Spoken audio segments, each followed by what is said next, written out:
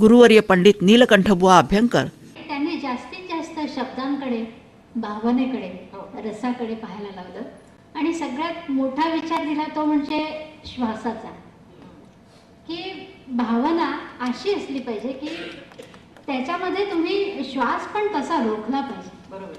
म्हणजे एक भावगीत होतं, माझ्यासाठी तरी एकदा गोकुळी येऊनी जाई मुकुंदा. माझ्यासाठी तरी एकदा, माझ्यासाठी तरी एकदा, माझ्यासाठी तरी एकदा गोकुळी येऊनी जाई मुकुंदा, गोकुळी येऊनी जाई मुकुंदा.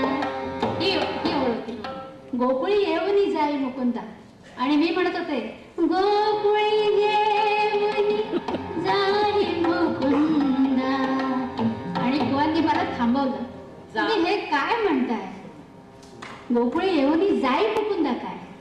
हा श्वास कितपर्यंत रोखला पाहिजे तुम्ही, कारण ही राधेची एक व्यथा आहे की हा मुकुंद जो जाणार आहे मथुरेला तो परत येणार नाही हे माहिती आहे, म्हणून ती त्याला आग्रह करते की गोकुळी येऊनी जाई मुकुंद, एकदा झाले. तर ही जी भावना आहे ती तुम्ही त्याच्यामध्ये श्वासाने आणली पाहिजे आणि ती म्हणजे श्वास तिथे रोखला पाहिजे. म्हणजे मग ती ओळ अशी व्हायला पाहिजे, गोकुळी